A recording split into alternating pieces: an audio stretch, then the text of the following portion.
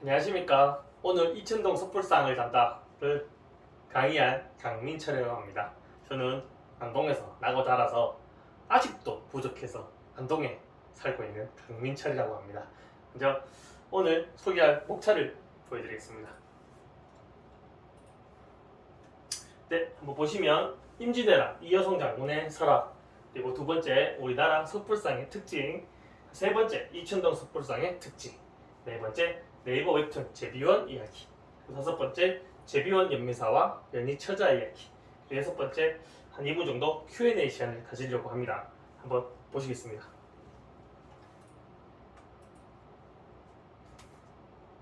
네, 먼저 이천동 섣불상과 이여성 장군의 설화인데요. 먼저 제가 앞에 보여드릴 대사를 한번 읊어보겠습니다. 장군, 앞으로 전진할 수 없습니다. 무엇이라?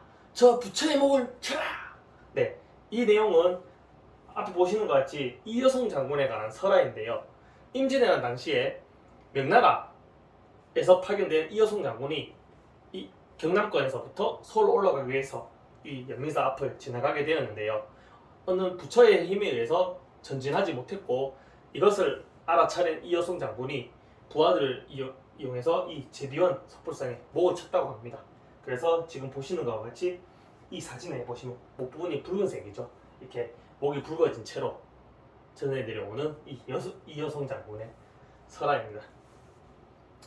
네, 다음은 우리나라 섣불상의 특징을 한번 먼저 보고 가실 텐데요. 먼저 불국사 석굴암, 그리고 두 번째 대구의 팔공산 갓바위, 그리고 여기 서산의 삼중불, 그리고 경주의 남산 마을굴이 있습니다.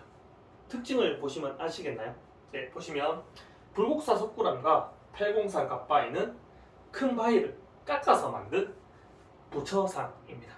그리고 서산 삼중불과 경주 남산 마을굴상은 큰 바위에 부처를 깎아 모습을 드러낸 상인데 조금 달라 보이죠? 그럼 다음 뒷장을 한번 보시겠습니다. 네, 보이십니까? 바로 이천동 섣불상과 앞에 본 서산 마의 삼중불, 불국사 석굴암입니다. 차이점이 보이시나요? 네. 나머지는 이 돌을 깎아서 만든 상인데, 이천동 섣불상은 큰 바위 위에 약 10m 되는 몸체 위에 2m짜리 얼굴을 얹어서 만든 섣불상입니다. 네.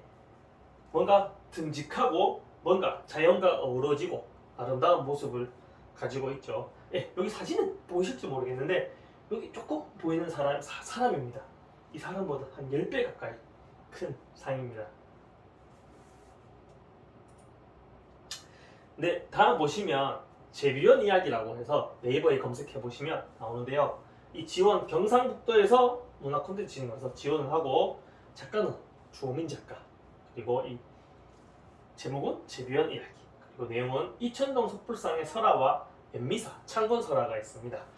요거 간단히 제가 설명을 드리겠습니다. 네. 옛날에 동생 비mon과 형 비운이 있었습니다. 이 둘은 부처상을 조각하는 위로 유명했다고 합니다. 그래서 많은 대중을 앞에 두고 내기를 했다고 하는데요. 동생 비운은 이 석굴암 부처상처럼 돌을 깎아서 부처상을 만들었고, 형 비운은 큰 바위 위에 이 머리를 얹어서 만든 미륵불을 완성했다고 합니다. 그런데 이 대중들은 형 비운의 작품을 더 좋게 평가하고 완벽하다고 생각해서 지금 현재의 이 미륵불이 되었다는 설화를 앞에 보시는 이 네이버 웹툰 제비원 이야기에 들어있습니다. 네.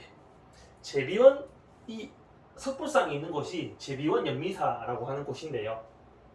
이 제비원의 연미사에 관한 이 절에 관한 재미난 설화도 있습니다. 특히 이 제비원이라는 이름에서 원은 사람들이 여행길에 쉬어가던 약간 일종의 여관, 옛날 따지면 주막 같은 곳이었는데요. 경남 영남권에서 경기도 서울로 올라가기 위해서는 꼭 안동을 거쳐서 가야 했답니다. 이렇게 밤이 되면 쉬었다 가는 곳은 이 제비원이었다고 하는데요. 이 재미난 설화가 있습니다. 이 연희처녀라는 설화인데요. 이 연희처녀는 이 서울로 올라가는 사람들을 많이 돕고, 또 주변 사람들을 많이 돕고, 많이 그래서 덕목이 뛰어난 사람으로 유명하다고 합니다. 그런데 이 처자를 흠모하던 한 부잣집에 아들이 있었다고 합니다. 근데 그 아들이 짧은 나이에 생을 마쳤고 이 지옥불에 떨어지게 되었는데, 이 지옥불에서 자기가 꼭 다시 살고 싶다고 간청을 했더니, 그럼 너가 평생 동안 채워놓은 곳간에 가서 공양을 하라고 했더니 자기가 채워놓은 곳간이 텅텅 비었다고 합니다. 근데 이 마을에 연희처자가 있었던 걸 알고 이 연희처자의 곳간에서 많은 곡식과 보화를 빌려서 재물을 바치고 다시 환생을 했다고 하는데요.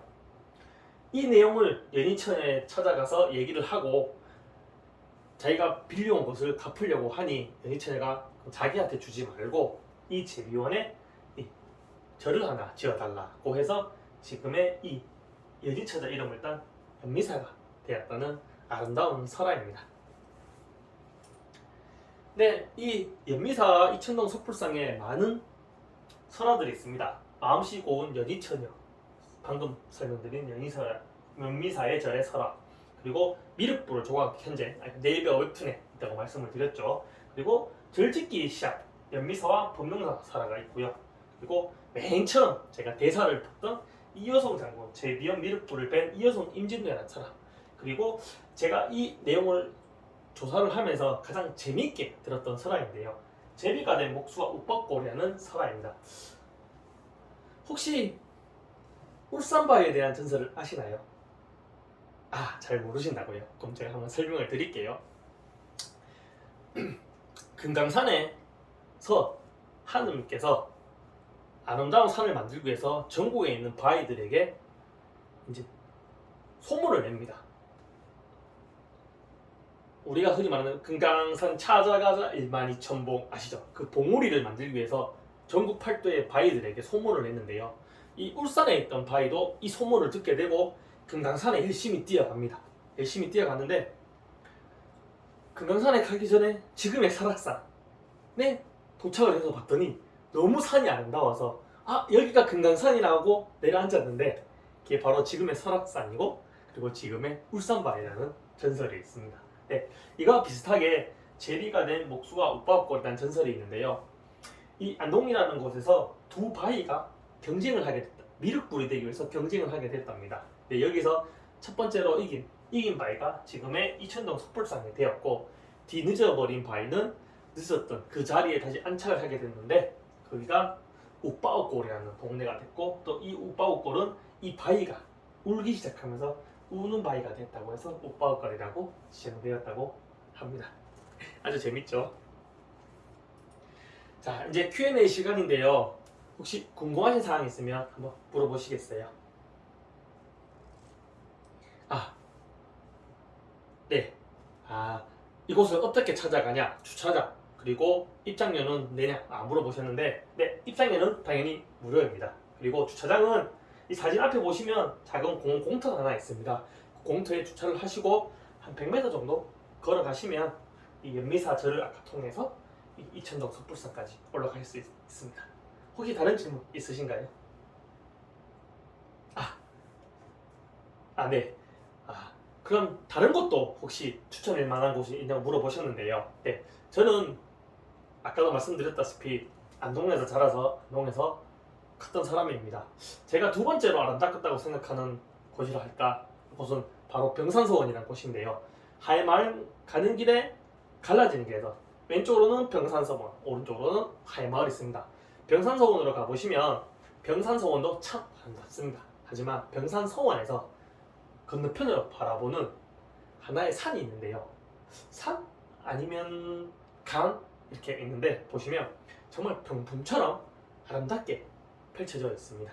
네, 그 병산서원이 보는 계절마다 봄, 여름, 가을, 겨울 4계절 언제 가셔도 아름답고 또 4계절마다 아름다운 경치가 되어서 늘 바라보시면 괜찮겠습니다.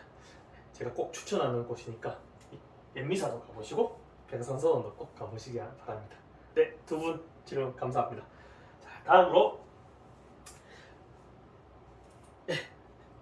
이제 혹시나 안동에 놀러 오시거나 그리고 궁금한 사항이 있으시면 제 이메일로 연락을 주시면 제가 기꺼이 답변해드리고 때로는 친구가 되어주고 맛있는 맛집도 알려드리도록 하겠습니다. 네, 지금까지 연미사 안동을 담당 장민철이었습니다.